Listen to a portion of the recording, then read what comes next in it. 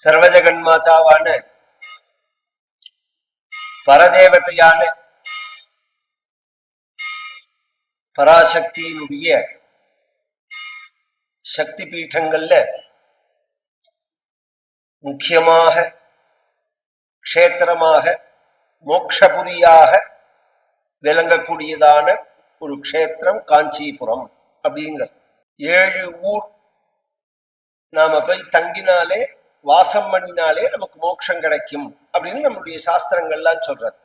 அயோத்தியா, மதுரா, மாயா, காசி, காஞ்சி, அவந்திகா, புரி, துவாரவதி செய்வ சப்தைத்தே மோக்ஷதாயகாக அப்படின்னு இந்த 7 ஊர்ல போய் நம்ம வாசம் பண்ணினா போதும். அது என்ன ஊர்? வாசம்னா தங்கறது. அது என்ன ஊர்கள் அப்படின்னா அயோத்தியா, மதுரா, மாயா, மாயாங்கிறது ஹரித்வார், காசி எல்லாருக்குமே தெரியும், காஞ்சி காஞ்சிபுரம், அவந்திகா, அவந்திகாங்கிறது உஜ்ஜைன். இன்னைக்கு உஜ்ஜைன்னு சொல்றோமோ நாம, அந்த ஊருக்கு அவந்திகான்னு பேர். துவாரகா. இந்த 7 ஊரும் மோக்ஷபுரின்னு பேர். நம்ம பெரியவாள்லாம் இதுல கர்ப்பவாச பொதுவாவே ஒரு க்ஷேத்திரத்துக்கு போனா எத்தனை நாள் தங்கணும்? இப்ப நம்ம பிளைன் விசிட் தானே பண்றோம். கார்த்தால போய் இறங்கி ஒரு ஊரை பார்த்துட்டு, கார்த்தால அயோத்தியை பார்த்துட்டு மத்தியானம் கிளம்பி நைமிசாரண்யம், ராத்திரி கிளம்பி காசி அப்படிங்கிற போனோம். சாஸ்திரம் அப்படி சொல்லல. திரிராத்திரம் ஜாஹ்னவி தீரே அப்படிங்கிறது. நீங்க கங்கைக்கரையில எந்த ஊரை செலக்ட் பண்ணாலும் குறைஞ்சபட்சம் 3 நாள் தங்கணும். பஞ்சராத்திரந்து யாமுனே. யமுனக்கரையில எந்த ஊரை செலக்ட் பண்ணாலும் 5 நாள் தங்கணும். ஆனா இங்க உள்ளவாளுக்கெல்லாம் ஒரு சந்தோஷம் சொல்றேன். சத்ய புனாத்து காவேரி பாபம் ஆமரணாந்திகம். ஸ்நானம் பண்ணிட்டு வந்தாலே மோட்சம்ங்கிறது காவேரி. காவேரிக்கு அத்தனை மகிமை. காவேரி துலா காவேரி மகாத்மே சொல்றது. இந்தந்த ஊர்ல எப்படி எப்படி தங்கணும் அப்படிங்கிறது. சத்ய புனாத்து காவேரி. காவேரி கங்கையில் புனிதமான காவேரி அப்படின்னு ஆழ்வார்களுடைய பாசுரம். ஒரு விசேஷத்துக்காக சொல்றேன். அதுக்காக தாரதமியம்னு அர்த்தம் இல்லை. ஒரு ரசனை. எல்லாத்துக்குமே பலன் உண்டு, எல்லாத்துக்குமே மகிமை உண்டு. கங்கை உசத்தி. இத மனசுல வச்சுட்டு எந்த நதியை நீங்க பேசினாலும் கங்கைக்கு சமானம் கங்கைதான். எந்த ஊரை சொன்னாலும் காசிக்கு சமானம் காசி தான். இதுக்கு அப்புறம் தான் மற்றதெல்லாம். இதோட கம்பேர் பண்ணி நம்ம பேசுவோம். பொதுவா ஒரு விஷயம் என்னன்னா, கம்பேர் பண்ணி பேசுற தேவை. எதோட கம்பேர் பண்றோமோ அது வசத்தின்னு தெரிஞ்சுக்கலாம். இதை காட்டிலும் இது வசதி அப்படின்னு சொன்னா அப்ப எதை கொண்டு வர நீங்கிறத பொறுத்து இருக்கு அதோட மகிமை. அது தனியது. அது அப்படியே விட்டுரும். அந்த காலத்துல எல்லாம் நம்ம தமிழ்நாட்டுல காசி வர முடியாது. ஸ்ரீவாஞ்சியம்னு ஒரு ஊர். அந்த ஊர்ல போய் தங்குவான். காசிக்கு சமான, காசியை விட வீச்ச கூட. காசியிலையாவது பைரவ யாத்தனை உண்டு. ஸ்ரீவாஞ்சியத்துல பைரவ கஷேத்திரமாக. இது பொய் இல்லை. ஸ்ரீவாஞ்சியத்துக்கு அத்தனை விசேஷம். திருவாலங்காடுன்னு ஒரு ஊர் மாயிரம் பக்கத்துல தாண்டி போகும். அந்த ஊருக்கு அத்தனை விசேஷம். வேதாரண்யத்தனை விசேஷம். இதெல்லாம் காசியில நாம எப்படி சிரார்த்தம் பண்றோமோ அது மாதிரி சிரார்த்தம் பண்ற இடங்கள் இதெல்லாம் விசேஷமான இடங்கள். இதெல்லாம் இன்னைக்கு உங்களுக்கு யாத்திரை சுலபம் ஆயிடுது. இன்னைக்கு உங்களுக்கு டிராவல் சுலபம் ஆயிடுது. அன்னைக்கு அப்படி கிடையாது. காசிக்கு வரணும்னா 8 மாசம் ஆகும். நடந்துதான் வரணும்.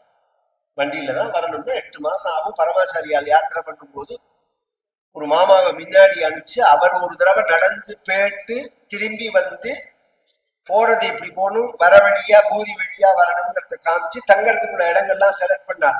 1927 பரமாச்சாரியால் யாத்திரை பண்றது. அப்ப அவ்வளவு கஷ்டம்.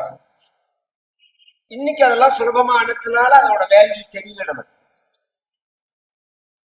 ஆனா அதோட மகிமைகள் எல்லாம் துல்லியமானதுதான். நான் கதையை சப்ஜெக்ட் விட்டு வெளியில பேசல. நம்ம எல்லாருக்கும் சம்பந்தம் உள்ள ஊர் ஒரு கோவில் உண்டுன்னா அந்த வைத்தீஸ்வரன் கோவில். இங்க இப்ப இங்க வந்திருக்கிற அத்தனை பேரையும் கேட்டேன்னா ஏதாவது ஒரு விசேஷம் இருக்கும். எங்க ஆத்துல மாவிளக்கு போடுவா, எங்க ஆத்துல இது பண்ணுவா, ஏதாவது ஒரு சம்பந்தம் இருக்கும் நமக்கு வைத்தீஸ்வரன் கோவிலோட. ஒரிஜினல் வைத்தீஸ்வரன் கோவில் எது தெரியுமோ? இல்ல, அதுவும் இல்ல, ஜார்க்கண்ட்ல தேவ்கர் அப்படின்னு இருக்கு. ஜட்டிசின்னு ஒரு க்ஷேத்திரம் பாட்னா இதுல போற வழியில அங்க தேவ்கர்னு ஒரு இடம் இருக்கு. அதுதான் ஒரிஜினல் வைத்தீஸ்வரன், வைத்தியநாத்னு பேர். இது நான் சொல்லல, பிரம்மச்சாரியார் சொல்லியிருக்காங்க. எல்லாரும் மகாராஷ்டிரான்னு சொல்லுவா, மகாராஷ்டிரா கிடையாது. ஏன்னா ஆச்சாரியால் துவாதச ஜோதிர்லிங்க நிர்ணய ஸ்லோகத்துல சொல்லும் போது இந்த இடத்துதான் கிரிஜா சமேதம்னு ஒரு வார்த்தை சொல்றார். வைத்தியநாத்தை பத்தி சொல்லும் போது அம்பாளோட சேர்ந்து இருக்கிறவர்ங்கிறார். அங்கதான் அம்பாளோட சேர்ந்து இருக்கிறவர் வைத்தியநாதர். சேர்ந்து இருக்கிறதுனாலதான் தையல்னு பேரு. தையல் நாயகிங்கிற பத்தியில வைத்தீஸ்வரன் கோவில்ல உள்ள அம்பாளுக்கு பாலாம்பிகான்னு சமஸ்கிருதத்துல பேரு. தையல் தையல் அப்படின்னா இணைஞ்சு இருக்கிறதுன்னு அர்த்தம். அதுல இருந்துதான் தைக்கிறதுன்னு வந்தது. துணி தைக்கிறதுன்னு சொல்றோம் பாருங்க. தையல் அப்படிங்கிறது தமிழ்ல சேர்ந்து இருக்கிறது அப்படின்னு. தையல் நாயகி. நான் அந்த ஊருக்கு 4 தடவை போயிருக்கேன் இந்த ஜார்க்கண்ட். நம்ம வைத்தீஸ்வரன் கோவில் எப்படி இருக்குமோ அப்படியே அங்க கோலம், பிரார்த்தனை, விசேஷங்கள், அங்க உள்ள பிராமணா இன்னைக்கு கொஞ்சம் மாறி போயிடுத்தே தவிர ஓரளவு கவனிச்சா அப்படியே. எதுக்கு சொல்றேன்னா இதெல்லாம் இதை வச்சுதான் அவ பண்ணிருக்கா. இந்த ரிலேட்டடா அதெல்லாம் ஏற்பாடு பண்ணிருக்கா. நம்ம பெரியவா நாகேஸ்வரம்னு இருக்கு, துவாரகால இருக்கு நாகேஸ்வரம்னு. தமிழ்நாட்டுல திருநாகேஸ்வரம்னு, தமிழ்நாட்டுல திருநாகேஸ்வரம் அப்படின்னு. அது மாதிரி ஒவ்வொன்றும் நம்ம பெரியவா வர முடியாதனாலையும் ரிஷிகள் பூஜை இன்னொன்னு சொல்லுவா. இங்கேருந்து ரிஷிகள் மைக்ரேட் ஆகும் போது அவ எந்த தேவத்தையை உபாசனம் பண்ணினாலோ அங்க ஸ்தாபனம் பண்ணிடுவாங்க. அதனாலையும் அந்த கோவில்கள் வந்திருக்கலாம். இப்ப விஷயம் 7 மோட்சபுரியில காஞ்சி அப்படிங்கிறது விசேஷம். அந்த காஞ்சி அப்படிங்கிற மோட்சபுரியில காமகோட்டி பீட்சம் அப்படிங்கிற நம்மளுடைய ஆச்சாரியாலோட பரம்பரை, மூலாம்நாய பரம்பரைன்னு சொல்ற. இப்ப 5 மடமா 4 மடமா 7 மடமா இதெல்லாம் நமக்கு தேவையே இல்லாத விஷயம். ஆதிசங்கரர் வழியில வந்த எல்லாருமே நமக்கு ஆச்சாரியால் தான். அத்வைத சித்தாந்த நம்ம அத்வைத ஸ்தாபகாச்சாரியால் யாரும் உண்டோ அவ எல்லாருமே நமக்கு ஆச்சாரியால் தான்.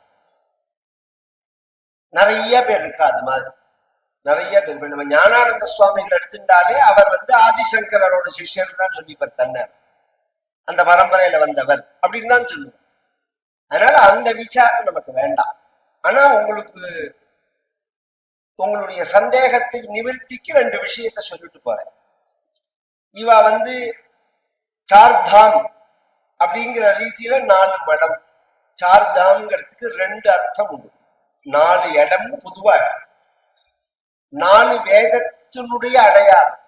ருக்வேதம், யஜுர்வேதம், சாமவேதம், அதர்வண வேதம், இந்த வேதத்தோட மடங்கள் அப்படின்னு சொல்லுவா. ஆனா இந்த வேதத்துக்கெல்லாம் மூலம் பிரணவம். பிரணவம்ங்கிற ஓம், அந்த ஓமுக்கான மடம் தான் காஞ்சிபுரம். பிரணவத்தோட மடம் காஞ்சிபுரம் அப்படிங்கிறது ஆதிசங்கரருடைய பரம்பரை. ஆதிசங்கரருடைய சமாதி, ஆதிசங்கராச்சாரியா அந்தர்தானம் இடம். 3 இடம் இவா சொல்றா. ஜோஷிமட் அப்படின்னு சொல்லுவா, கேதார்நாத் அப்படின்னு சொல்லுவா. நமக்கு இன்னைக்கும் அங்க ஆச்சாரியானோட சமாதி இருக்கு. காஞ்சிபுரம் போனா அதை பார்க்கணும். இப்படி நின்றுட்டு பார்த்துக்கணும். இப்ப பரமாச்சாரியானோட அதிஷ்டானம் பிரசித்தியா நம்ம பார்த்துட்டு போறோம் எல்லாரும்.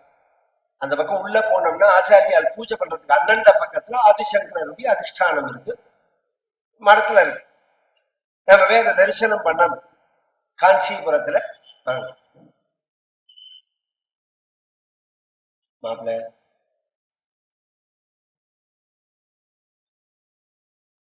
அப்பேற்பட்டதான ஒரு க்ஷேத்திரம் காஞ்சிபுரம் அப்படிங்கிறது அப்பேற்பட்ட மகிமை உடையதான ஒரு க்ஷேத்திரம். மோட்சபுதி அது. அந்த மோட்சபுதியில மூக்கசங்கரர்னு ஒருத்தர் ஆச்சாரியாளா இருந்தார். காஞ்சிபுரத்தோட 20வது பீட்டாதிபதி அவர். காஞ்சிபுரத்தோட 20வது பீட்டாதிபதி அவர். அவருக்கு மூக்கசங்கரர்னு பேர். அவரால செய்யப்பட்ட ஸ்தோத்திரத்துக்கு மூக்க பஞ்சசதின்னு பேர். மூக்க பஞ்சசதி அப்படிங்கிறது பஞ்சன்னா 5, சதினா 100, எண்ணிக்கையை சொல்றது. சதம்னா 100. 100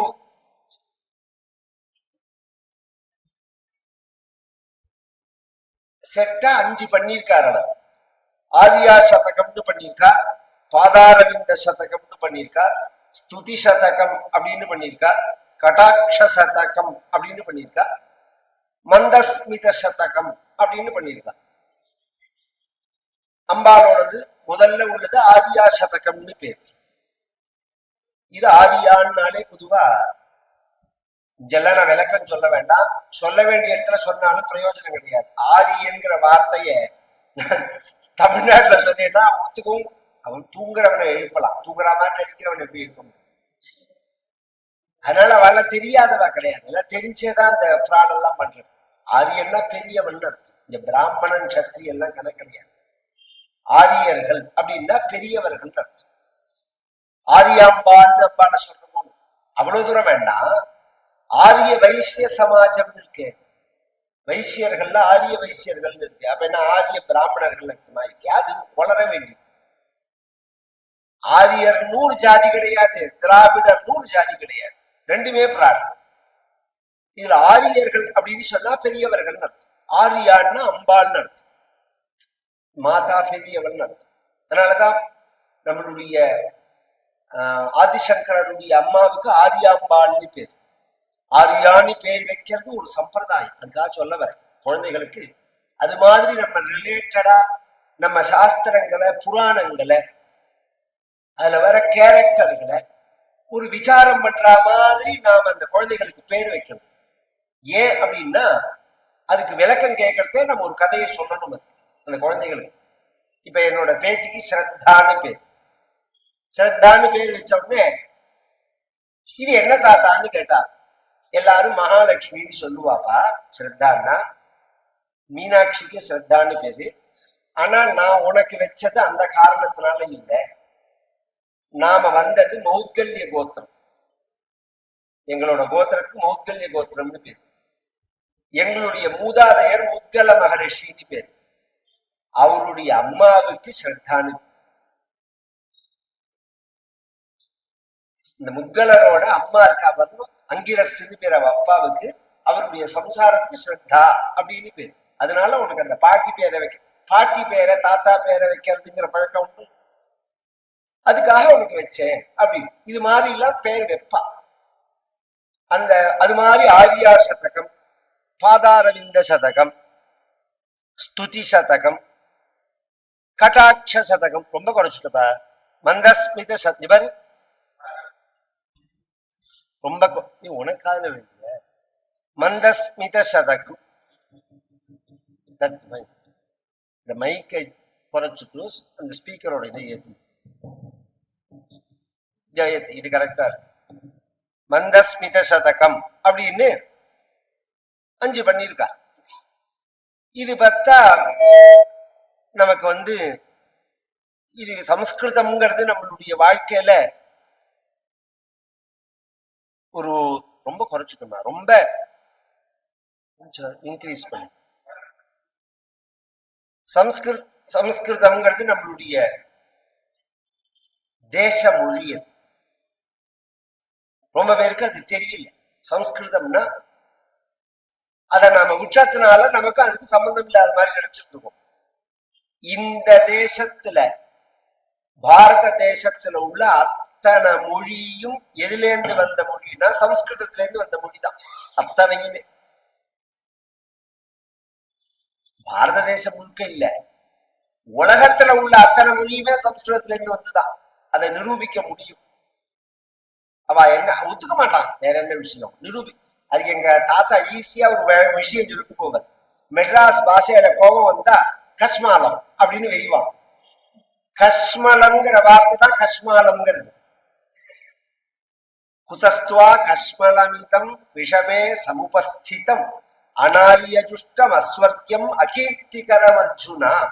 2வது அத்தியாயம் ஆரம்பம் பகவத்கீதை. பகவான் கேட்கிறான், அர்ஜுனா எங்கேருந்து வந்தது இந்த அழுக்க? கஸ்மலம்னா அழுக்குன்னு அர்த்தம். எங்கேருந்து வந்தது அப்படிங்கிறார். அந்த வார்த்தை தான் மருவி கஸ்மாலம். இது மாதிரி எல்லா மொழியிலையும் ஸ்ப்ரெட் ஆகி இருக்கிறது. அதை விட்டுருவோம். இந்த அந்த சம்ஸ்கிருதத்தை தெரிஞ்சா அப்ப நான் சொல்ல வார்த்தைகள் தான் ஈஸியா புரியும். ஆரியா கட்டாட்சம்னா கண்கள், பார்வையோடது. ஸ்துதி சதகம் ஸ்தோத்திரம் பண்றது, அம்பால ஸ்தோத்திரம் பண்றது. பாதாரவிந்த சதகம் சரணமாகிற தாமரை, அது ஒரு 100 ஸ்லோகம். மந்தஸ்மித சதகம் அம்பாளுடைய புன்சிரிப்பு. இது எங்க தாத்தா 2-3 விஷயம் சொல்லிட்டு போறேன். எங்க தாத்தா அனந்தராம தீட்சிதர் சில காலம் செங்கல்பட்டுல தங்கியிருந்தார். ஒரு 5-6 வருஷ காலம் அவர் தங்கியிருந்தார். ஒரு காரணத்துக்காக.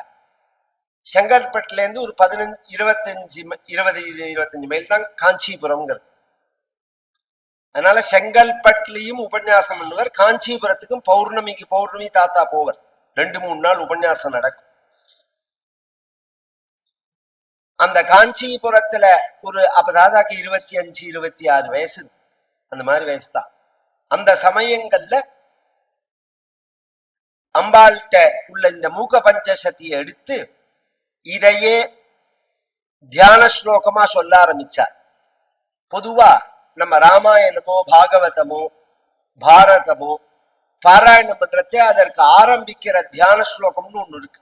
சுக்லாம்பரதனம் விஷ்ணு சசிவர்ணம் சதுர்புஜம்னு ஆரம்பிச்சுட்டு வால்மீகி இது கூஜந்தம் ராமராமேதி மதுரம் மதுராட்சரம்னு ராமாயணத்துக்கு சொல்லணும். இதுக்கு ஜென்மாத்தியச யதோன்மயாதுன்னு சொல்லணும். இப்படி எல்லாம் சொல்லணும். ஆனா எங்க தாத்தா அப்படி ஆரம்பிக்க மாட்டார். தாபிஞ்சஸ்தபகத்விஷே தனுபிருதாம் தாரித்ரிய முத்ராத்விஷே சம்சாராக்கிய தமோமுஷே புரரிபோ வாமாங்கசீமாயுஷே கம்பாதீரமுபேயுஷே கவயதாம் ஜிஹ்வாகுடீம் ஜக்முஷே விஸ்வத்ராணபுஷே நமோஸ்து சததம் தஸ்மை பரஞ்சோதிஷே சந்திராபீடாம் சதுரவதனாம் சஞ்சல. இப்படி ஆரம்பிச்சு வரிசையா 3-4 ஸ்லோகங்கள் காமாட்சியை பத்தி. இது மூக்க பஞ்சசதியில உள்ளதுதான். வாக்க கொடுக்கறது. பொதுவாவே வாக் அப்படிங்கிறது மனித பிறவியினுடைய அடையாளம். மிருகங்களை காட்டிலும் மனிதன் அப்படிங்கிறவன் எதனால உயர்ந்தவன்? உலகத்துல உள்ள எத்தனையோ கோடி ஜீவராசிகள், நம்ம சாஸ்திரத்துல 84 லட்சம் ஜீவராசிகள்னு இருக்கு, நிர்ணயம் பண்ணி இருக்கு. அப்படின்னா என்ன சார்னா 84 லட்சம் வெரைட்டி. அதுல மனுஷன் ஒரு வெரைட்டி. அந்த மனுஷனுக்குள்ள ஏகப்பட்ட வெரைட்டி இருக்கு. இப்படி ஆரம்பிச்சு ஈரான்ல இருந்து ஆரம்பிச்சு மியான்மர் வரையும் இப்படி ஒரு ரவுண்டு வந்தோம்னா மூஞ்சி மாறிண்டே வரும். இந்த கிராபிக்ஸ்ல மாறுபதில்ல, அது மாதிரி மூஞ்சி மாறிண்டே போகும் ஜனங்களுக்கு அந்தந்த பிரதேசத்தை அனுசரிச்சு. இப்படி வந்தோம்னா மகாராஷ்டிரா எல்லாம் வந்தோம்னா ரொம்ப இதுவா இருக்கும். அப்புறம் கேரளா போனா அது ரொம்ப இதுவா இருக்கும். கர்நாடகா கேரளா போனா, அப்புறம் தமிழ்நாடு வந்தா அந்த கேரளாவும் இதுவும் கலந்தா மாதிரி இருக்கும். ஆந்திரா வந்தா இன்னும் கொஞ்சம் காரமா இருக்கும். அதுக்கப்புறம் மேல வந்தோம்னா திரும்பி வெங்காயம்லாம் வரைச்சு அப்படியே மாறும். நேர பேட்டோம்னா திபெத் பக்கம் பேட்டோம்னா இதோட எண்டு மாதிரி இருக்கும். இது விகாரமான எப்படி இருக்குமோ அப்படி இருக்கும். இன்னொரு விஷயம் சொல்லட்டுமா? நான் கதைக்கு சம்பந்தம் இல்லை இருந்தாலும் சொல்லிட்டு போறேன். இன்றைய ஈரான் தான் அன்றைய கேகே தேசம். இது நம்ம சொல்றது இதுவா எப்படி சொல்றாலும் தெரியல. இல்ல அந்த ரிலேட்டடான பிரதேசம். அந்த ஊர் பெண்கள் ரொம்ப அழகுன்னு சாஸ்திரங்கள் சொல்லி அந்த ராஜகுமாரிய ஸ்பெசிபிக்கா தசரதன் கல்யாணம் பண்ணிட்டு வரான். குறிப்பிட்டு அழகுக்காகவே கையை கல்யாணம் பண்ணிக்கிறான். இப்ப எதுக்கு இந்த சப்ஜெக்ட பேசுறேன்னா, வெறும் அழகுக்காக மட்டும் கல்யாணம் பண்ணிட்டா தசரதனுக்கு என்ன நேர்ந்ததோ அதான் நேர்ந்தது. கடைசியில உயிரே அவளாலதான் போச்சு அவனுக்கு. வெறும் அழகு மட்டும் வாழ்க்கை இல்லையே. இப்படி ரிலேட்டடா ஃபுல்லா பல பிரிவுகள் இருக்கு மனிதர்கள். எறும்புன்னா எத்தனையோ வகை இருக்கு, பசுன்னா எத்தனையோ வகை இருக்கு. அதுல ஒரு வகை மனிதன். இத்தனை 84 லட்சம் ஜீவராசிகள்ல மனிதன் உயர்ந்தவன். ஜந்தூனாம் நரஜன்ம துர்லபம். விவேக சூடாமணியில ஆச்சாரியார் குறிப்பிட்டு சொல்றார். 3 விஷயம் ரொம்ப ஒசத்திங்கிறாள் ஆச்சாரியார். துர்லபம் திரயமே வைத்தது தெய்வானுகிரக ஹேத்துக்கம் மனுஷ்யத்துவம் முமுக்ஷுத்துவம் மகாபுருஷ சம்ஸ்ரயா. இந்த 3 நம்ம சாமர்த்தியத்தினால நாம் அடைய முடியாது. தெய்வானுகிரக ஹேத்துக்கம், தெய்வ கிருபையினாலதான் அடையலாம். நாம தலைவேனாலும் நம்ம சாமர்த்தியத்தினால அடைய முடியாது. அந்த 3 என்ன அப்படின்னா, மனுஷ்யத்துவம், மனிதனாக பிறப்பது. பிறப்பது நம் கையில கிடையாது. ஒரு கர்ப்பத்துல ஒரு ஜீவன் பேட்டு திரும்பி ஜனனத்தை அடையும் போது அது கையில சுதந்திரம் கிடையாது. அதுக்கு எங்க தாத்தா அனந்தராம தீட்சிதர் அழகா ஒரு விஷயம் சொல்லுவார். அது எது மாதிரின்னா, ஊட்டி மார்க்கெட்ல ஏத்தின உருளைக்கிழங்கு மூட்டை மாதிரி. அது எந்த மார்க்கெட்ல இறங்க போறதுன்னு அதுக்கே தெரியாது. 100 மூட்டை ஏத்துறான்னு வச்சுக்கோங்களேன், அது எந்த மார்க்கெட்ல இறங்க போறது ஒரு மூட்டைங்கிறது அதுக்கே தெரியாது. அது மாதிரி நாம் அடுத்த ஜென்மா என்னங்கிறது நமக்கே தெரியாது, நம்ம கையில கிடையாது. இன்ன ஜென்மாங்கிறது உண்டு, நமக்கு தெரியாதுன்னு சொல்றேன். நம்மளுடைய 2 விதம் ஜென்மா. கிரமமா வர்றதுங்கிறது வேற, மேல ஏறிட்டு கீழே இறங்குறதுங்கிறது வேற. இதுல மனிதனா பிறக்கிறது ரொம்ப விசேஷம். முமுக்ஷுத்துவம், அதுலயும் முமுக்ஷுத்துவம் வர்றது ரொம்ப விசேஷம். முமுக்ஷுத்துவம்னா என்ன அர்த்தம்னா, மோட்சம் இச்சா. இந்த துக்கத்தில இருந்து நாம விடுபடணும்னு நினைக்கிறோம். மோட்சம்னா விடுதலைன்னு அர்த்தம். அதுதான் மற்ற மதத்துக்காரா பயன்படுத்துறா விடுதலைன்னு. மோட்சம்னா எதுல இருந்து விடுதலைன்னா, பந்தத்திலேருந்து விடுதலை, கஷ்டத்திலேருந்து விடுதலை, அசாந்தியிலேருந்து விடுதலை.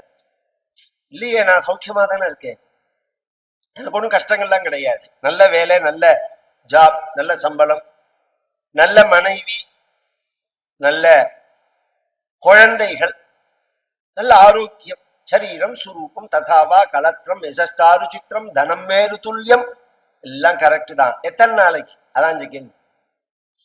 எல்லாம் எத்தனை நாளைக்கு? இதை அடையறதுக்கு முன்னாடி நீ என்ன கஷ்டப்பட்ட, இதை இழந்தப்புறம் நீ எத்தனை கஷ்டப்பட போற? இது நிரந்தரமா, எது நித்தியமான சத்தியமான சாஸ்வதமான சுகத்தை வேணுங்கிற ஒரு எண்ணம் உலகத்துல உள்ள எல்லா உயிரினங்களுக்கும் இருக்கிறதுனாலதான் இந்த இயக்கம்ங்கிறது இருக்கு. இந்த உலகம் எதை நோக்கி இயங்கிறது அப்படிங்கிற கேள்வி வரத்தை உபனிஷத்து சொல்றது. ஆனந்தா தேவ கல் விமானி பூதானி ஜாயந்தே ஆனந்தேன ஜாதானி ஜீவந்தி. ஆனந்தேன ஜாதானி ஜீவந்தி. இது எதை நோக்கி இயங்கிறதுனா, சுகத்தை நோக்கி இயங்கிறது. ஒரு சக்கரை சிந்தினதுன்னா, ஒரு அரிசி சிந்தினதுன்னா, அதை விட சின்னதா இருக்கிற ஒரு எறும்பு தூக்க முடியாம அந்த அரிசியை தூக்கின்னு போறது கவனிச்சா தெரியும். அதை விட 4 மடங்கு வெயிட் இருக்கும் அந்த அரிசி, கஷ்டப்பட்டு தூக்கின்னு போறது. ஏன் அதை தூக்கின்னு போறதுன்னா, அதுல ஒரு சுகம் இருக்கிறதா அது நினைக்கிறது. இப்படி இயக்கம் இருந்துட்டே இருக்கு. கார்த்தால எழுந்திருக்கிறது, ஓடுறது, குளிக்கிறது, சாப்பிட்றது, சம்பாதிக்கிறது, ஓடுறது, சாகர பிறந்தம் இது இருக்கு. சாகர காலத்துல திரும்பி சம்பாதிச்சா 80 வயசா போறதே. இத்தனை நாள் ஓடினமே என்ன மிச்சம் அப்படின்னா, பிளாஸ்டிக் வாலி மக்குன்னா மிச்சம். என்ன மிச்சம்? வாழ்க்கையில என்ன மிச்சம்? ஒரு ஆத்ம திருப்தியை கொடுக்கிற மாதிரி ஒரு காரியத்தை நாம என்ன செஞ்சோம்? நம்ம நினைச்சு நாமே பெருமைப்படுற மாதிரி ஒரு காரியம். ஒரு ராமாயண பாராயணம் சம்பூர்ணமா பண்ணினோமா, பாகவதம் பண்ணினோமா, விஷ்ணு சஹஸ்ரநாம நித்தியம் சொன்னோமா, லலிதா சஹஸ்ரநாம பாராயணம் சொன்னோமா, சௌந்தர்லஹரி சொன்னோமா, சிவானந்த லஹரி சொன்னோமா, இல்ல பாரத தேசத்துல உள்ள நதிகள்லாம் ஸ்நானம் பண்ணினோமா, பாரத தேசத்துல உள்ள க்ஷேத்திரங்கள்லாம் தரிசனம் பண்ணினோமா, ஏதாவது பஞ்சாட்சரம் அஷ்டாட்சரம் மந்திரத்தை எடுத்து உபதேசம் பண்ணி அதை கம்ப்ளீட் பண்ணினோமா, என்ன பண்ணினோம்? மனுஷ ஜென்மாவுக்கு இதெல்லாம் அடையாது. மனிதனாக பிறந்து இவன் இதெல்லாம் செய்யலைன்னா மிருகத்துக்கு சமானமா. முமுட்சுத்துவம் வேணும், இதுல இருந்து விடுபடணும்னு நினைக்கணும். அதுக்கு நல்ல மகான்களுடைய ஒரு சம்ஸ்ரயம் வேணும். இது 3. இவ மனிதன்கிறவன் எதனால உயர்ந்தவன்னா சுதந்திரத்தினால மட்டும் இல்ல. சுதந்திரம் நம்மளை விட மிருகங்களுக்கு தான் கூட. பின்ன எதனாலன்னா வாக்குனால உயர்ந்தவன். இந்த வாக்கு அடைஞ்சத்தினால உயர்ந்தவன். வாக்குன்னா பேசுறதா? ஆமா, பேசுறதுன்னா மொழி. மொழியோட நோக்கம் என்ன பரிமாற்றம். நான் கொஞ்சம் ஓரளவு தமிழ்ல பேசுறேன், அது புரியலன்னா சொல்லுங்க எனக்கு, அதுதான் எனக்கு பேச தெரியாது. என்ன பரிமாற்றம்னா புரியுமோ? நாம நினைக்கிறத இன்னொருத்த சொல்றதுக்கு உள்ளதுக்கு வார்த்தை மொழி. அதுக்குதான் மொழின்னு நீங்க நினைச்சேன்னா உலகத்துல உள்ள எல்லா உயிரினங்களுமே பேசுறது. எல்லாத்துக்குமே என்ன பரிமாற்றம் இருக்கு. ஒரு நாய் குலைச்சா இன்னொரு நாய்க்கு அது எதுக்கு குலைக்கிறதுன்னு தெரியும். இன்னத்துக்காக குலைக்கிறது அப்படிங்கிறது தெரியும். நாய்க்கு தெரியறது விஷயம் இல்ல. நாயை கட்டின அழகாம் பாருங்க வளர்க்கறேன்னு அவனுக்கே தெரியும். இது எதுக்கு குலைக்கிறதுன்னு அவனுக்கே புரியும். கொஞ்ச நாள் ஒண்ணு பழக்கம், எல்லாமே பழக்கம் தானே. கொஞ்ச நாள் அதோட பழகினா எதுக்கு குலைக்கிறதுன்னு அவனுக்கே தெரியும். அதனால என்ன பரிமாற்றத்துக்கு மொழி இல்ல. பின்ன சப்தங்கள், மந்திரமா உள்ள சப்தங்கள் தெய்வங்களுடைய வடிவமா இருக்கு. கவனிச்சு கேட்டு வாங்கோ. நான் போர் அடிக்காம சொல்லணும்னு தான் நினைக்கிறேன். ஆனா பெரிய சப்ஜெக்ட்ங்கிறதுனால கொஞ்சம் இதுவா இருக்கு, சாஸ்திர விஷயமா இருக்கிறதுனால கொஞ்சம் போர் அடிக்கிற மாதிரி இருக்கு. சப்தங்கள் தெய்வத்தோட வடிவங்கள். இப்ப காமாட்சின்னு நீங்க பாக்குறேன், மீனாட்சின்னு பாக்குறேன், விஷாலாட்சின்னு பாக்குறேன். இந்த உருவம் முன்னாடி வந்துதா, காமாட்சிங்கிற சொல்லு முன்னாடி வந்துதா? அப்படின்னா சொல்லுதான் முன்னாடி வந்து, பொருள் பின்னாடிதான் வந்து. எப்படி சொல்றேன் நீங்க? சிருஷ்டியோட கிரமம் அப்படிதான். ஆத்மன ஆகாஷ சம்பூதா ஆகாஷாத் வாயு வாயோரக்னி அக்னேராபஹ அத்ய பிருத்திவி பிருத்திவ்யா ஓஷதயः ஓஷதீப்யோன்னம் அன்னாத் புருஷः. எப்படி சிருஷ்டி ஆச்சுன்னு உபனிஷத்து சொல்றது. முதல்ல பஞ்சபூதங்கள்ல ஆகாசம்தான். ஆகாசத்தினுடைய தன்மாத்திர சப்தம், சூக்ஷ்ம வடிவம் சப்தம். அதுலேருந்து வாயு காற்று வருது, காற்றுலேருந்து நெருப்பு வருது, நெருப்புலேருந்து நீர் வருது, நீர்லேருந்து நிலம் வருது. சிருஷ்டி இப்படிதான் ஆறுது. அப்ப கண்ணுக்கு தெரியாத சப்தத்திலேருந்து கண்ணுக்கு தெரிகிற பொருள் வருது. இது எந்த சப்தத்திலேருந்து என்ன பொருள் வருது? இது ஒரு ஆராய்ச்சி. சம்ஸ்கிருத சப்தங்கள்ல குறிக்கிற வார்த்தைகள்ல இருந்து அந்த சப்தம் எந்த பொருளை குறிக்கிறதோ அந்த வடிவம் வந்துடுறது. இத என் குழந்தைகள் மூலமா நான் அத அந்த ஜெர்மன்ல மேக்ஸ் முல்லர் பவன் இருக்கு, அதுல ஒரு ரிசர்ச் ஆர்டிகல் படிச்சேன். அதுல அவ காமிக்கிற ஆஜாஹா அப்படின்னு நான் உச்சரிச்சேன்னா அந்த சப்தத்தை ஸ்கேனிங் பண்ணா ஆடு மாதிரியே வர. கஜஹா அப்படிங்கிற சப்தத்தை ஸ்கேன் பண்ணா யானை மாதிரியே வர. இத யானேன்னு தமிழ்ல சொன்னா வராது. பிராந்திய மொழிகள்ல நீங்க சொல்லும் போது அது அடையாளமா தான் இருக்கும். சமஸ்கிருதத்துல சொல்லும் போது அந்த உருவமே வந்துடும். அதனாலதான் இந்த சப்தத்தை வச்சிருந்து அந்த ரூபத்தை சிருஷ்டிக்கிறான் பகவான்னு சாஸ்திரமே சொல்றது. சூர்யா சந்திரம சௌதாதா யதா பூர்வம கல்பயதி. ஒரு தடவை பிரளயமாயி அடுத்த தடவை சிருஷ்டி பண்ணும் போது இந்த சிருஷ்டியை எப்படி பண்றான் பகவான் அப்படின்னா, அவனுடைய அறிவுல இந்த சப்தங்கள்லாம் தேங்கி இருக்கணும். அந்த தேங்கின அந்த வார்த்தைகளுக்கு தான் வேதம்னு பேர். வேதம் வேதம்னா அறிவுன்னு அர்த்தம்.